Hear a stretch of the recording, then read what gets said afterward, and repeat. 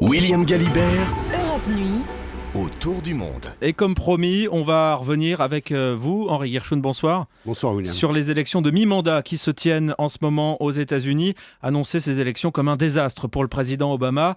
Le rêve du Yes We Can paraît maintenant bien lointain.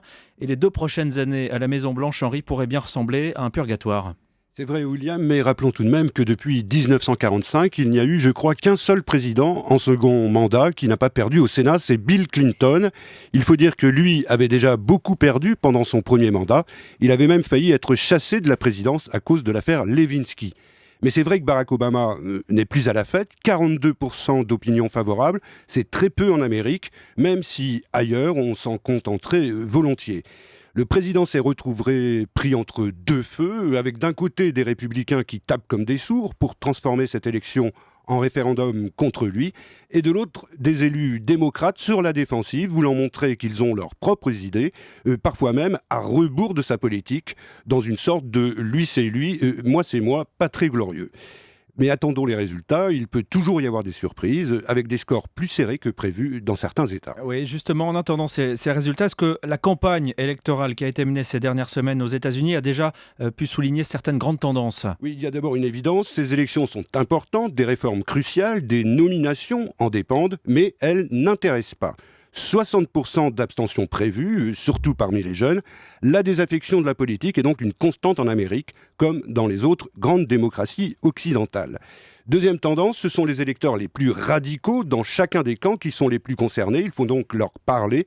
Et c'est ce qui explique la virulence de la publicité négative. Vous savez, ce sont ces spots télévisés dans lesquels tout ou presque est permis pour détruire l'image de son adversaire. Et ça, c'est une face sombre de la démocratie qu'on peut d'ailleurs espérer la moins contagieuse possible. Troisième tendance, celle de l'argent roi. Nouveau record de 4 milliards de dollars dépensés. Ce sont les gros bailleurs de fonds qui en profitent.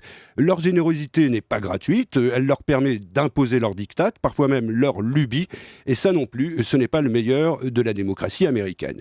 Il y a enfin un dernier élément, c'est l'omniprésence de certaines grandes familles qu'on pourrait même qualifier de dynasties.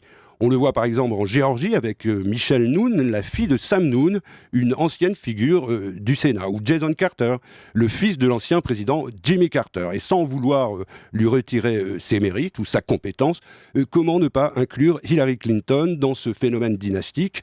Alors après les Kennedy, les Bush ou d'autres, c'est un paradoxe, mais c'est aussi une autre constante de la vie politique américaine. Et puis Henri, on comprend aussi qu'à partir de demain, eh bien, c'est déjà la page Obama qui va commencer à se refermer et qu'une autre époque va commencer. Oui, c'est la loi du genre. La fin du second mandat est souvent un chant du cygne. Traditionnellement, les présidents en fin de parcours se concentrent davantage sur la politique étrangère, là où ils ont la plus grande latitude.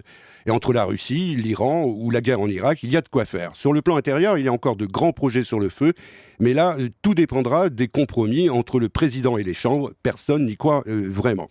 Ensuite, William, ce sera aux historiens de nous éclairer pour nous dire si Obama aura ou non été un grand président, nous dire en réalité si c'est lui qui n'a pas su se montrer à la hauteur de l'espoir qu'il a incarné, ou bien si au contraire c'est le rêve lui-même qui était démesuré. Mais l'histoire nous apprend qu'il y a parfois un grand décalage entre le temps médiatique et celui de la postérité. La page Obama déjà en train de se refermer. Merci pour cet éclairage, Henri Gershon. À demain.